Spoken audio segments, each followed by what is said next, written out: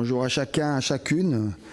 Heureux de pouvoir nous revoir. On veut aussi saluer les nouvelles personnes qui nous rejoignent. Que Dieu vous bénisse dans la famille spirituelle que nous sommes ensemble. Nous voulons être à son écoute. Et je vous propose ce matin une suite de ce que nous avons vu il y a 3 semaines sur l'appel et le ministère du prophète Élisée.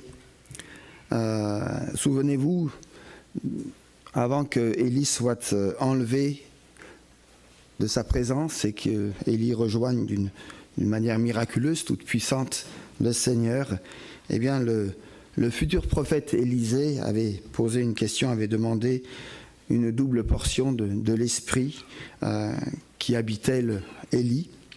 Et c'est sur cette suite que j'aimerais ce matin m'attarder un petit peu. On avait vu qu'il y avait des fils de prophètes qui avaient prévenu que Élie allait être enlevé au ciel. Et puis Élisée, sereinement, à chaque fois de dire « Je le sais, taisez-vous, je le sais, taisez-vous ». Et on avait vu que le prophète Élisée ne souhaitait pas simplement rester fils de prophète, comme certains l'étaient dans leur formation, je dirais, mais il a voulu aller plus loin. Et j'aimerais réintroduire ce texte en le lisant avec vous ce matin. Ça sera un petit peu notre texte de base. 2 Rois, chapitre 2, versets 12 à 14. Élisée regardait et criait, donc il s'adresse au prophète Élie qui est en train de le quitter. Mon père, char d'Israël et sa cavalerie. Et il ne le vit plus. Saisissant alors ses vêtements, il les déchira en 2 morceaux.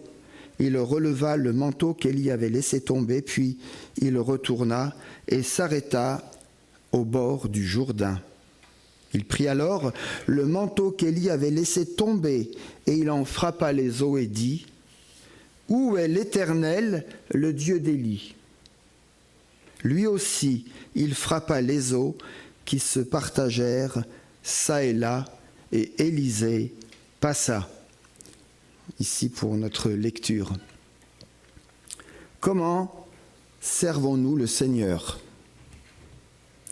Je souhaiterais reprendre ici, dans ce texte, l'image du manteau. Je ne sais pas si vous avez réfléchi sur cette chose, sur cette question, mais c'est quelque chose qui m'interpelle et que j'aimerais partager, j'aimerais soumettre cela avec vous, réfléchir ensemble. L'image du manteau pour essayer de tenter de décrypter, et pour ne pas dire aussi des choses qui sortiraient du texte et qui ne seraient pas justes, pour essayer de décrypter les réalités, les valeurs spirituelles qui peuvent se dégager de la symbolique du manteau. Qu'est-ce que nous dit la parole de Dieu ? Alors j'aimerais ici reprendre, il y a beaucoup de choses qu'on pourrait dire, juste ici quelques points importants que je veux relever ici. Déjà dire que le manteau était un signe d'autorité et de puissance, ça soit dans l'Ancien Testament comme dans le Nouveau Testament. On le voit, il est question de plusieurs manteaux. Je ne sais pas si vous vous souvenez, Jonathan donnera son manteau au futur roi David en signe d'alliance. On est dans 1 Samuel chapitre 18. Plus tard, lorsque Saül se repose dans une caverne avec tous ses hommes et qu'à son insu, les hommes de David se trouvent juste derrière lui, mais lui il ne le sait pas, David va s'approcher de Saül et il va découper le pan de son manteau. Je ne sais pas si vous vous souvenez de 1 Samuel 24, de ce récit. Et quelque part, en tenant ce morceau de manteau qu'il va prendre, c'est comme s'il détenait quelque part déjà un morceau de l'autorité qui lui sera confiée par la suite par le Seigneur. Le manteau nous parle aussi de protection. Paul est en prison, certainement l'hiver approche, âgé et fatigué de tous ses voyages missionnaires. Il écrit à Timothée, de Timothée 4,13 « Quand tu viendras, apporte-moi le manteau que j'ai laissé à Troas chez Carpus. » Un manteau qui est là comme un manteau de protection, de chaleur. Vous savez, dans les lois sur la protection de la personne que Dieu avait donnée à Moïse, parmi toutes ses lois et ses prescriptions, il était dit que si un riche prenait à un pauvre son manteau comme un gage, il devait le rendre le soir même. Deutéronome, chapitre 24, verset 12, de texte un peu enfoui dans la parole de Dieu qu'on oublie ou qui sont loin dans notre esprit, mais il y a cet aspect-là qui est décrit ici. Plus lourd et plus chaud que la tunique, le manteau protégeait des intempéries et servait de couverture, notamment pour la nuit. Et on peut retenir ici encore un autre texte d'Exode, chapitre 22, verset 25 et suivant, où on ne pouvait tenir en gage, après le coucher du soleil, le manteau du prochain. C'était une interdiction. Pour certains, le manteau était aussi le seul bien, la seule richesse. On pense à ce mendiant Bartimée aveugle, qui n'avait que pour seul bien, entre autres, ce manteau qui lui servait de maison, de couverture, de protection. Marc chapitre 10. Il est question aussi de ce fameux manteau d'Élisée. Élisée a été recouvert par 2 fois, d'une certaine manière, je dirais, du manteau d'Élie. La première fois qu'Élisée a reçu ce manteau, c'était au moment de son appel. Souvenez-vous, on est dans 1 Roi chapitre 19, verset 19. Et la Bible nous dit que Élie jeta son manteau sur Élisée. Élie l'a recouvert de son manteau, comme pour symboliser quelque part une couverture spirituelle, comme pour dire « je te prends sous mon aile, je t'accueille et j'accueille l'appel que Dieu t'a confié ».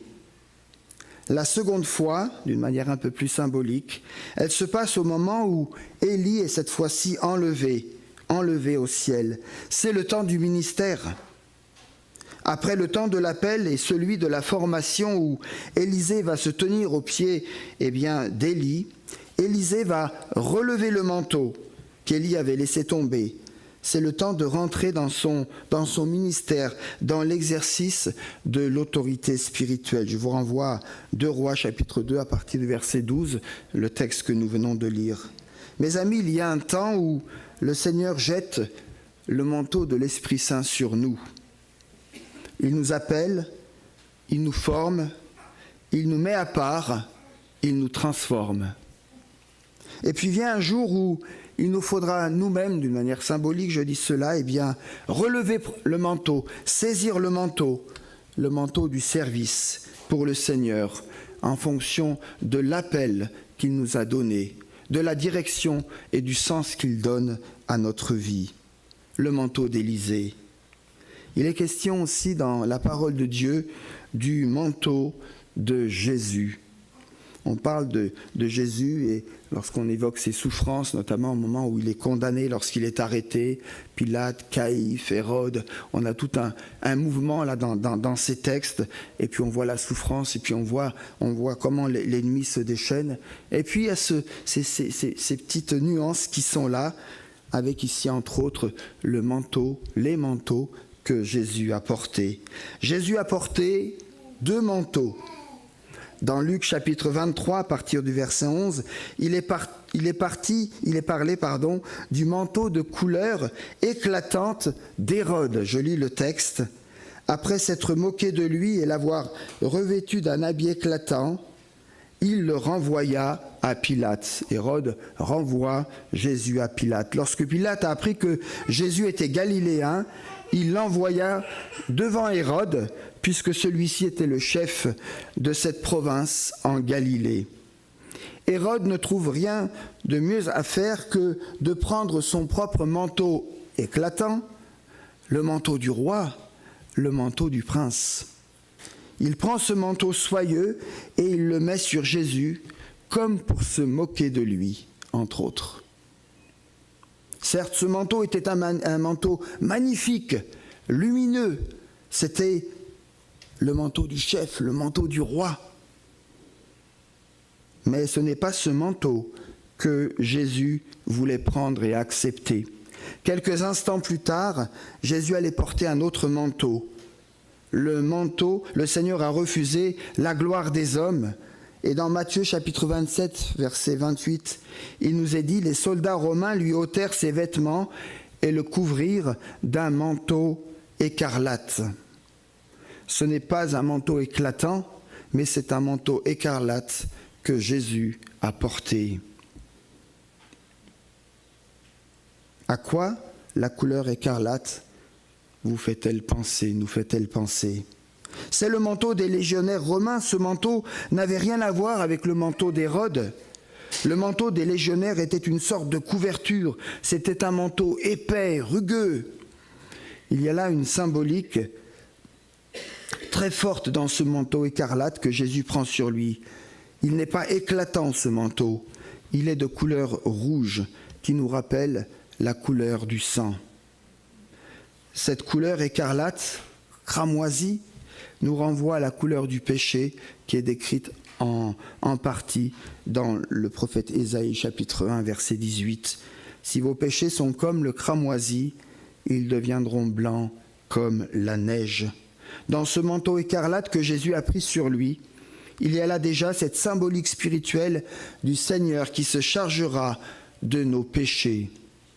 Voici le manteau que le Seigneur a accepté de porter, non pas un manteau éclatant, mais un manteau écarlate.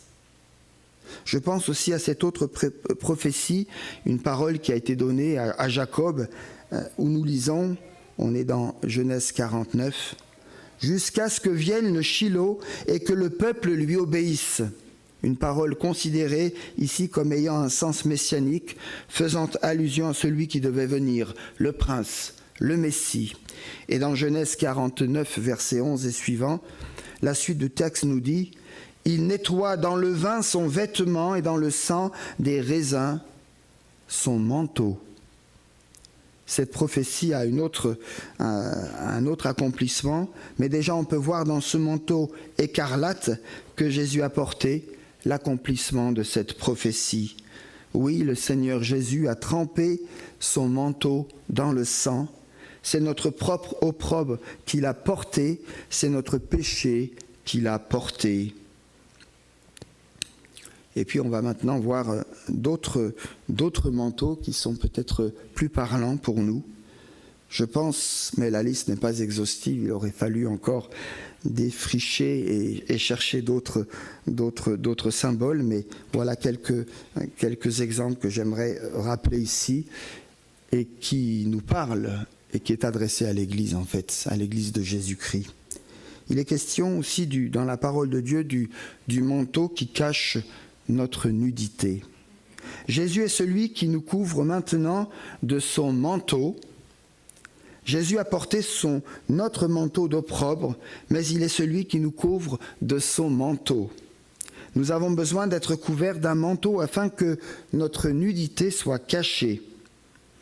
Si nous reprenons ici le texte de Genèse, chapitre 9, verset 23, vous vous souvenez de ce texte, Noé, après avoir planté une vigne, en mangea et s'enivra et se dévêtut au milieu de sa tente, juste après le déluge. Mes amis, le péché nous expose à la honte, à la nudité, à l'accusation. On peut y trouver peut-être un instant de plaisir, mais les conséquences font souvent grincer des dents. Noé était dans la nudité, dans la honte, et ses fils sont venus à reculons pour le recouvrir. Jésus est celui qui recouvre notre honte, notre nudité. Il jette sur nous son manteau, comme il est écrit aussi dans Ésaïe chapitre 16, Ézéchiel, chapitre 16, verset 8. « Jetant sur toi le pan de mon manteau, je couvre ta nudité. » Le manteau de la nudité.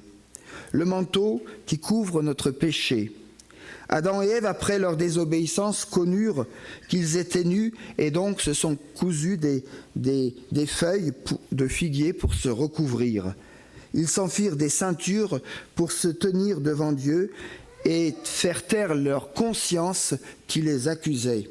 Le Seigneur est aussi celui qui couvre notre péché. Genèse 3, 21 nous dit « L'Éternel fit à Adam et à Ève des habits de peau, il les en revêtit. » Ce qui pour nous annonce quelque part le manteau de justice dont nous sommes revêtus par le sacrifice de Jésus-Christ. Apocalypse 16, verset 15, nous dit « Heureux celui qui veille et qui garde ses vêtements, afin qu'il ne marche pas nu et qu'on ne voit pas sa honte. » Et en Apocalypse 3, 18, c'est Jésus qui parle, « Je te conseille d'acheter des vêtements blancs afin que tu sois vêtu et que ta honte de ta nudité ne paraisse pas. » Adam a essayé de se couvrir avec le Seigneur, comment dirais-je, Adam a essayé de se couvrir, mais le Seigneur a sacrifié un animal pour lui. C'est le premier sacrifice qui annonce le sacrifice parfait du Seigneur Jésus, l'agneau de Dieu qui ôte le péché du monde. Si Dieu, dans le jardin d'Éden, a sacrifié un animal pour vêtir Adam et Ève, nous savons que Jésus est l'agneau de Dieu qui a donné sa vie pour chacun d'entre nous. Il nous a revêtus de son vêtement. Il a couvert mon péché afin que je ne sois plus sous sa condamnation, que je ne sois pas exposé à sa colère. Alors, je ne suis plus nu. Je ne cherche plus à me dissimuler par mes œuvres religieuses. Je n'essaie plus de me cacher parce que je n'ai plus honte, parce que mon visage ne se couvre plus de honte, parce que je peux me tenir par la grâce de Dieu dans la présence de Jésus. Le manteau de justice et de délivrance. Je suis habillé par un manteau saint, un vêtement de justice. Le Seigneur est celui qui nous couvre d'un vêtement de délivrance. Ésaïe 61, verset 10 nous dit « Car le Seigneur m'a couvert des vêtements du salut, il m'a couvert du manteau de la délivrance » ou selon les versions du manteau de la justice. Je peux relever la tête car je suis en paix avec Dieu. Ésaïe nous parle ici d'un vêtement de fête, mais si nous rentrons dans le contexte et dans le récit biblique, nous voyons que ce manteau autrefois était d'abord un manteau de tristesse avant de devenir un manteau de fête. Peut-être que dans ta vie, il y a encore un manteau de tristesse qui t'habite et qui t'habille ce matin. Mais le Seigneur est celui qui veut nous donner un vêtement de fête. On pense au fils prodigue, à son retour miraculeux auprès de son père. Ses vêtements devaient être en lambeaux et souillés par toute la fange dans laquelle il était. Pourtant, son père, dès qu'il le vit arriver de loin, se réjouit et dit à ses serviteurs, on connaît bien ce texte de Luc 15, « Amenez un vêtement nouveau, un vêtement de fête, car mon fils qui était perdu est revenu. Mon fils qui était mort est revenu à la vie. Soyons-en convaincus, le Seigneur nous a donné ce vêtement de fête, même si nous connaissons et même si nous passons parfois par la tristesse. Un vêtement aussi de force et de puissance. En Luc chapitre 24, verset 49, Jésus nous donne une promesse, et il l'a donnée d'abord à ses disciples et à tous ceux après eux. « Et voici, j'enverrai sur vous ce que mon Père a promis, mais vous restez dans la ville, jusqu'à ce que vous soyez revêtus de la puissance d'en haut. » Oui, le Seigneur nous donne un vêtement de force, de puissance.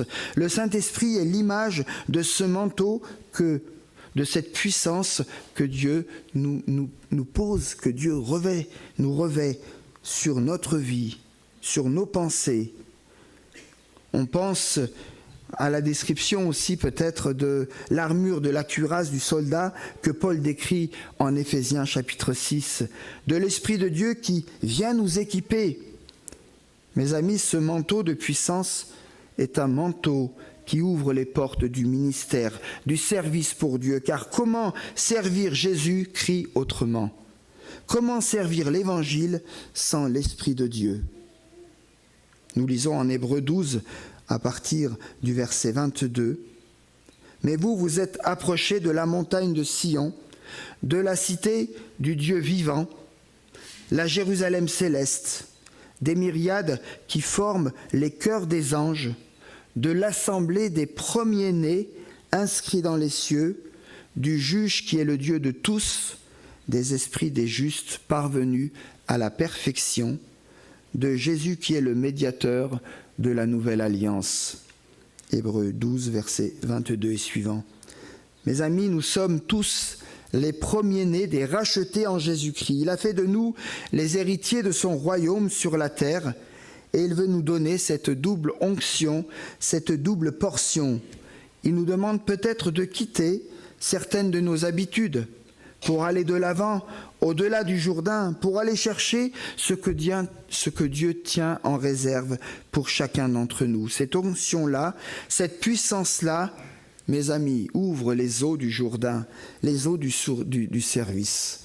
Et ce qui me conforte et ce qui me permet de dire cela, c'est que c'est seulement au moment où, dans notre texte, en tout cas après l'enlèvement d'Élie, qu'Élisée va frapper à nouveau les eaux du Jourdain. Et une fois qu'il a frappé les eaux du Jourdain, une fois qu'il a ramassé le manteau, qu'il a frappé les eaux du Jourdain, il revient en Canaan. Il a frappé les eaux du Jourdain, il traverse, il revient en Canaan, et c'est là, effectivement, officiellement et puissamment, qu'il commence son ministère prophétique. Il était de ceux qui ne voulaient pas rester simplement un fils des prophètes pour gérer telle ou telle situation ou tel service dans lequel il pouvait y trouver un certain bénéfice. Il voulait saisir surtout et d'abord ce que Dieu avait en réserve pour lui. Et vous savez, ce n'est pas le privilège de quelques-uns qui auraient reçu du Seigneur un ministère particulier, mais c'est cette promesse est pour chacun, pour chacune d'entre nous. Dieu a une double portion pour chacun, pour chacune, encore aujourd'hui, ce matin.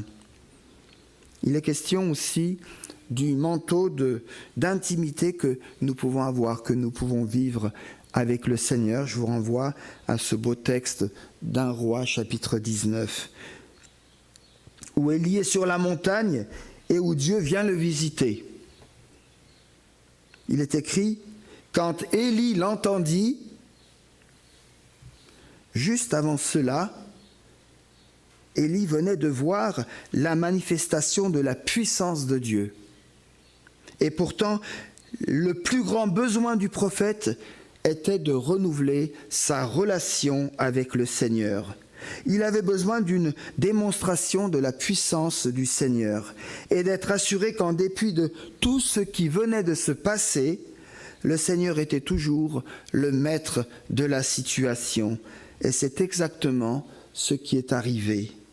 Au travers d'un grand vent violent qui déchirait les montagnes, on est impressionné dans ce texte, puis d'un tremblement de terre, suivi d'un feu, Dieu est intervenu. Puis, ce fut la présence d'un son doux et subtil. Quand Élie l'entendit, le texte biblique nous dit, il s'enveloppa le visage de son manteau. Il sortit et se tint à l'entrée de la grotte. Plus qu'une manifestation de puissance qu'Élie avait déjà expérimentée sur le mont Carmel, où le feu de Dieu était venu consumer l'autel qu'il venait de rétablir devant les 450 prophètes de Baal et d'Astarté, Élie avait besoin de retrouver une intimité toute particulière avec le Dieu de tous les possibles. Mes amis, le Saint-Esprit est symboliquement, entre autres, ce manteau qui nous revêt de cette intimité avec le Seigneur, dans le Seigneur. C'est lui qui nous permet de nous tenir dans la présence du Seigneur. Un murmure, un son doux et subtil. Et voilà que nous nous couvrons devant la sainteté, devant la puissance de Dieu. Nous nous couvrons comme d'un manteau dans l'intimité de la présence de Dieu. Ce n'est pas en nous agitant de tous côtés que l'on fait l'œuvre de l'Esprit, c'est en nous mettant dans l'intimité de Dieu, à l'écoute de son murmure. Et nous apprenons par l'Esprit à devenir sensibles à ce murmure qui peut être différent pour les uns comme pour les autres. Il y a aussi dans la parole de Dieu des mauvais manteaux. La Bible nous avertit sur ces manteaux dont nous ne devrions pas être couverts, mais que nous portons, hélas, parfois. il y a le manteau de la convoitise. Vous vous rappelez en Josué chapitre 7, à partir du verset 1er jusqu'au verset 26, c'est toute l'histoire d'Akan. L'un des guerriers de Josué qui vit un manteau de Shinéar de Babylone parmi les trésors de la ville de Jéricho. Dieu avait pourtant dit, c'était un interdit, une interdiction, vous dévouerez par interdit tout, vous brûlerez tout, vous ne prendrez rien. Mais cet homme a convoité. Il s'est emparé de ce manteau avec d'autres biens précieux et il les a enterrés sous sa tente. Mais Dieu n'est pas resté insensible et sa colère est descendue sur tout Israël. Et le coupable fut dévoilé. Frères et sœurs, faisons attention à ne pas convoiter ce qui appartient au monde. Le monde a des manteaux de Shinéar de Babylone, faits de fils soyeux, de fils éclatants, aux attraits éblouissants et passagers dans ce monde.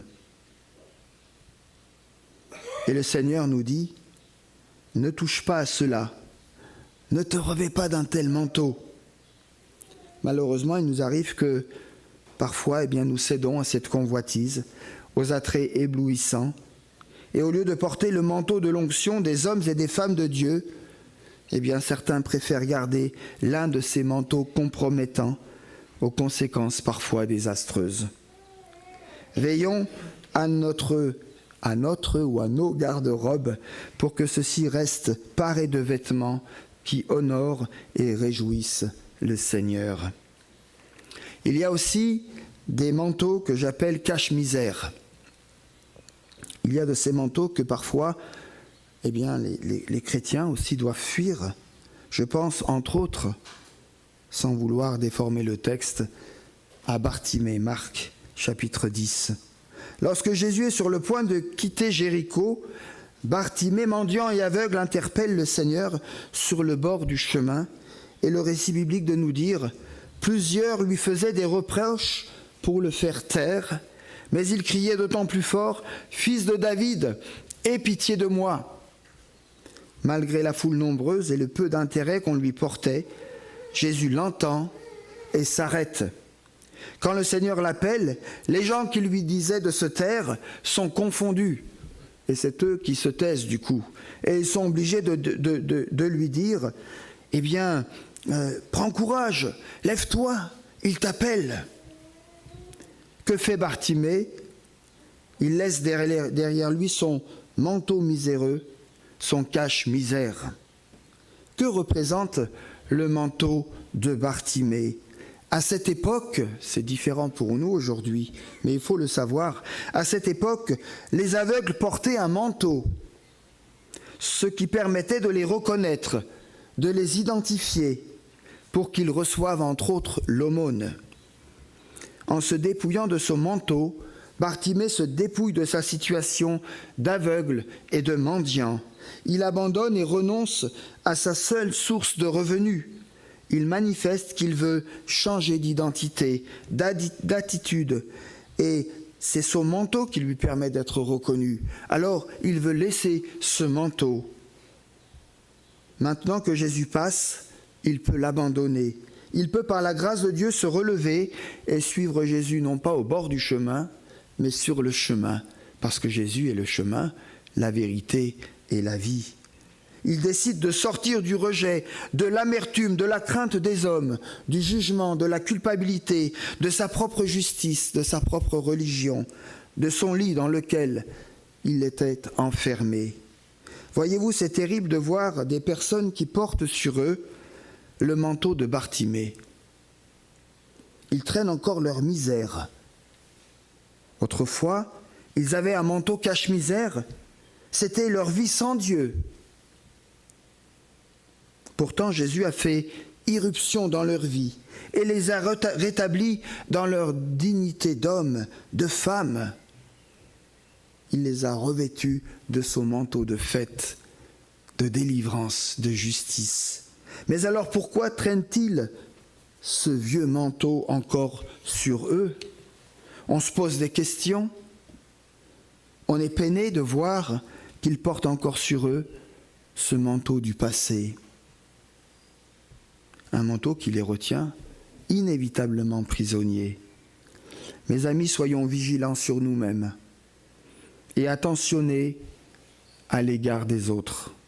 Ne traînons pas ces manteaux cache-misère, parce que Jésus a pour nous un vêtement merveilleux, un vêtement de fête. Zacharie, chapitre 3, verset 4. Vois, je t'enlève ta faute, je te revêts d'habits précieux. Il est question encore des manteaux corrompus. D'autres portent des manteaux faits de plusieurs fibres. Et j'ai redécouvert ça dans la parole de Dieu.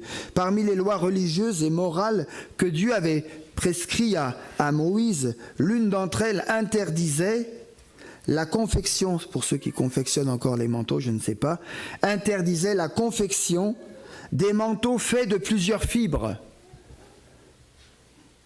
Lévitique chapitre 19, verset 19.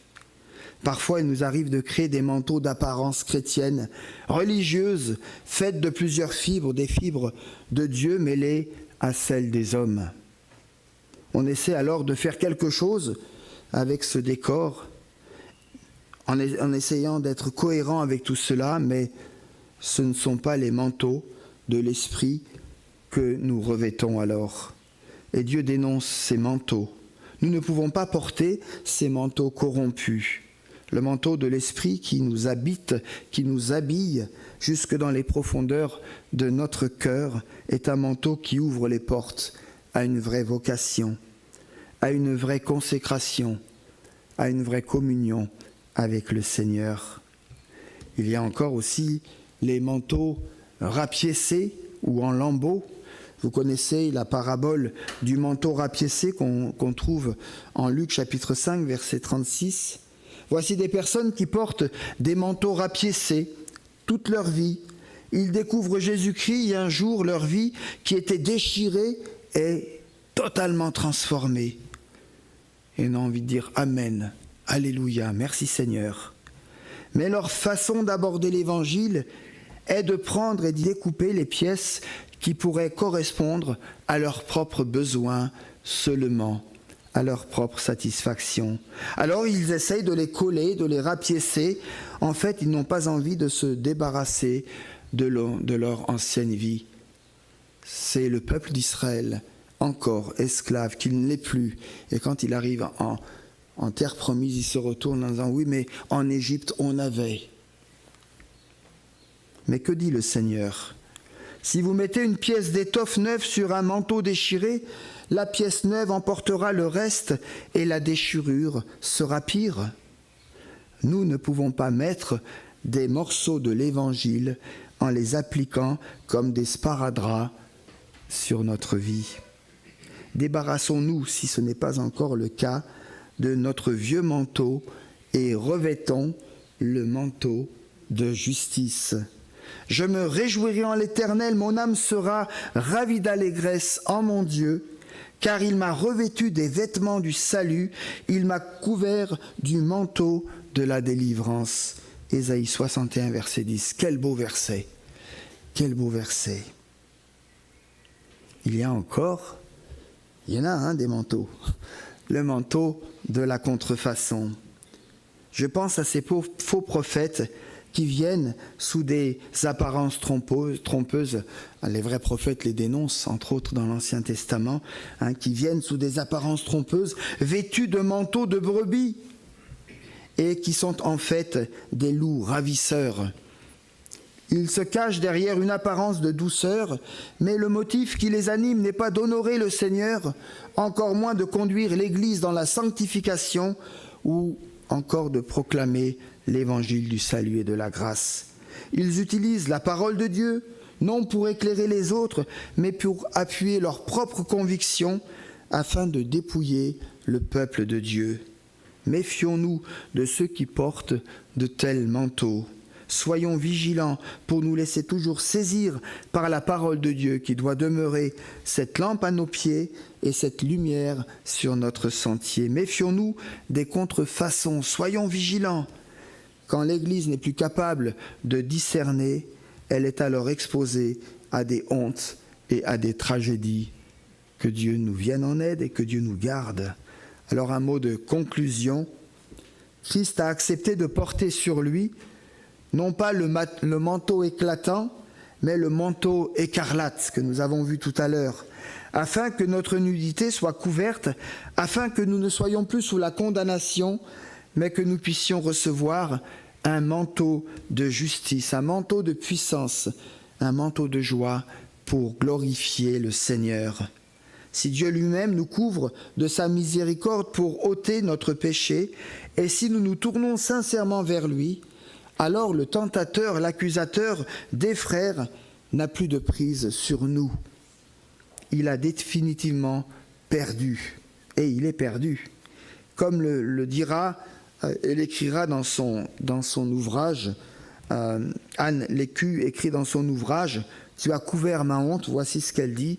« Dieu recouvre en nous ce qui n'est pas à son image et restaure ainsi notre ressemblance à son image. » Dieu nous envoie comme des agneaux au milieu des loups en nous revêtant de son manteau, symbole de son onction, de sa présence, de sa direction sur nos vies, pour que par sa grâce, une fois que nous avons été couverts, et j'espère que nous le sommes tous, nous puissions couvrir de son amour ceux et celles qui ont besoin d'être revêtus de sa présence.